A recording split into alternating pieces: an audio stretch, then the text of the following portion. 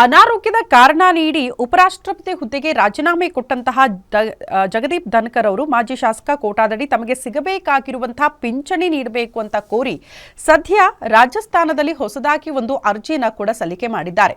ಧನ್ಕರ್ ಅವರು ಈ ಹಿಂದೆ ಕಿಶನ್ಗಢ ಕ್ಷೇತ್ರದಿಂದ 1993ರಿಂದ 1998ರ ತನಕ ಕಾಂಗ್ರೆಸ್ ಶಾಸಕರಾಗಿದ್ದರು.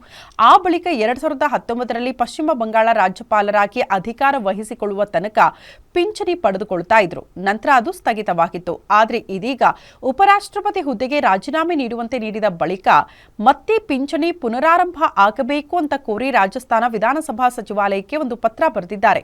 ರಾಜಸ್ಥಾನದಲ್ಲಿ ಒಮ್ಮೆ ಶಾಸಕರಾದವರಿಗೆ ತಿಂಗಳಿಗೆ 35,000 ರೂಪಾಯಿ ಪಿಂಚಣಿ ಕೂಡ ಸಿಗುತ್ತೆ. ಆ ಬಳಿಕ 70 ವರ್ಷ ಮೇಲ್ಪಟ್ಟವರಿಗೆ ಶೇಕಡ 20ರಷ್ಟು ವೇತನ ಕೂಡ ಹೆಚ್ಚಳವಾಗುತ್ತೆ. ಈಗ ಧನ್ಕರ್ ಅವರಿಗೆ 74 ವರ್ಷ ಆಗಿರೋದ್ರಿಂದ ತಿಂಗಳಿಗೆ 42,000 ರೂಪಾಯಿ ಪಡೆದುಕೊಳ್ಳಲಿದ್ದಾರೆ.